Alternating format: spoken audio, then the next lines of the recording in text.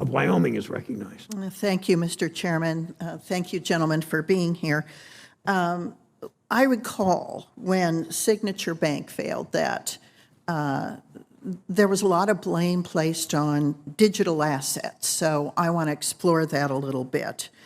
Mr. Shea, you put a lot of emphasis in your testimony on your customers in the digital asset industry, and you mentioned in your testimony digital assets 10 times, implying that digital assets was a driver of Signature Bank's collapse. So I want to explore that a little bit.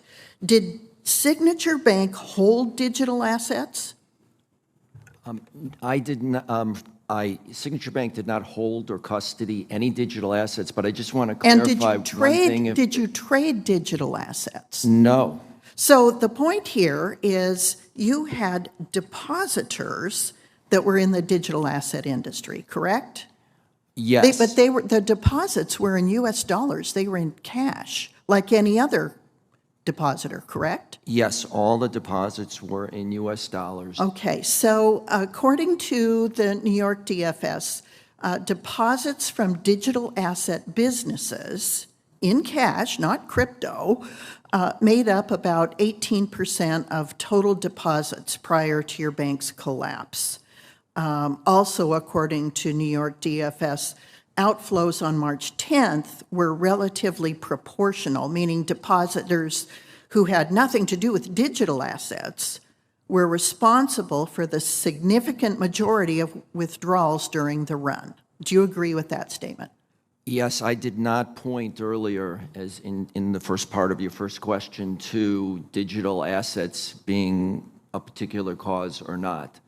Well, you used the term 10 times during your testimony, and then later, of course, in the previous questions from Senator Cortez Masto, you've placed blame everywhere, but accepted absolutely none yourselves. Now, from the FDIC, the root cause, this is a quote, the root cause of Signature Bank's failure was poor management. Signature's board of directors and management pursued rapid, unrestrained growth without developing and maintaining adequate risk management practices and controls.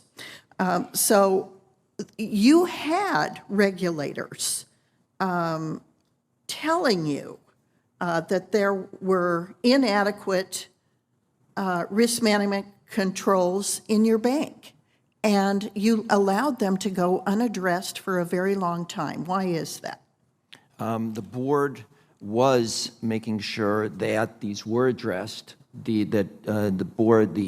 bank was actively trying to ameliorate and making progress in the controls. And what were the controls? Doing such things as raising insured brokered CDs, such as seeking to have repo agreements with primary dealers, such as further diversifying its deposit base, such as limiting largest deposits, such as holding high quality, shorter term securities, holding assets that were strong assets, continuing to increase, doing liquidity stress testing on a very frequent basis, and improving those liquidity stress test models, to the best of my knowledge, as was being shown to the regulators. So the bank was, from my perspective as chairman of the board, taking active roles to ameliorate and to address those risks in an active basis. Yet on March 12th, there were requests for withdrawals of about $8 billion, and there were only about $4 billion in assets in the bank. Correct? I'm not familiar with what those numbers were. On Friday, there were requests for $18 billion in deposit withdrawals, all in the space of a few hours. Okay, so the cash available to fulfill those withdrawals was inadequate. That morning, my recollection was that the bank had $29 billion in available liquidity from the Federal Home Bank and Federal Reserve plus the cash. I believe that number that you mentioned. Well, I noticed that you described in your testimony that, and Mr. Howell, you described it as profoundly disappointing. Mr. Shea, you said it was a devastating day for you. I'm sure it was. It also was for your employees and your depositors. I am a proponent of state-chartered banks. I'm a proponent of digital asset industries. It looks like there's been a lot of deflection of blame onto those particular depositors that deal in digital assets and onto regulators, but you haven't accepted any blame yourself. And so I find that disconcerting and disappointing. I know you're profoundly disappointed. I can assure you that your depositors are as well. Mr. Chairman, I yield back. Thank you, Senator Lummis. Senator Warnock of Georgia is recognized. Thank you, Mr. Chairman.